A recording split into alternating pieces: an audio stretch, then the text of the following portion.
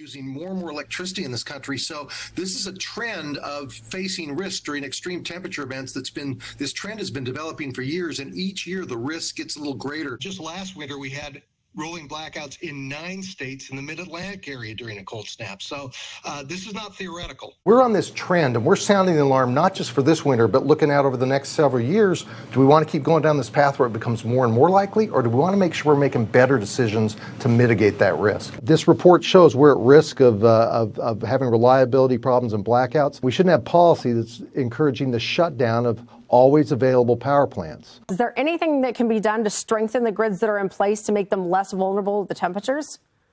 Well, it's going to take some time, but yes, number one, there are investments to make sure that the grid and the generating assets are, for lack of a better term, insulated or winterized. That was the challenge, one of the challenges in Texas.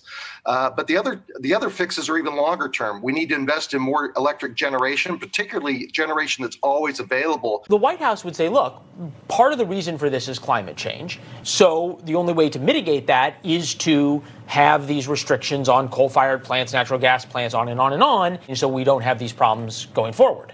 Yeah, but you can't change the laws of physics, and the answer is the wind doesn't blow 24 hours a day and the sun doesn't shine 24 hours a day. You need these resources that I describe as always available to meet demand. There's a desire on industry to invest in more infrastructure. It's really hard to get anything new built in this country. It's hard to get a permit to build a solar plant, a wind farm, let alone a natural gas plant or more electric transmission lines. So there's a public policy component to this that's really a challenge. What should lawmakers in Washington be doing then to protect all of us when it comes to energy? Yeah, the number one, let's take a look at our environmental permitting laws at the federal level. No question there can be changes there. Number two, let's make sure we're not encouraging policies that end up having to shut down existing power plants that have a useful life left. But there are policies both at the federal and state level that, number one, are encouraging us to shut down power plants before the end of their useful life. EPA is one of the prime examples of that.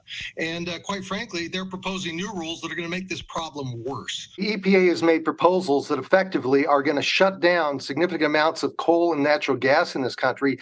They claim that there are technologies that should be available by the year 2031 to help make those plants continue to run, but those technologies aren't ready to go. The EPA is not thinking about reliability of the electric grid at all when they make these regulations. We think they've stepped outside their authority within the Clean Air Act as given to them by Congress, and you can't rely on hope as a strategy, and they're hoping these new technologies develop, but when you mandate you have to use technologies that aren't viable today, that's bad public policy. And you bet we're going to speak out about that, because our job, the 900 electric co-ops I represent, their job is to keep the lights on every day. That's their mission. That's what they're all about. And we're going to act on their behalf to make sure they get to keep doing that. All right, Jim Matheson, thank you.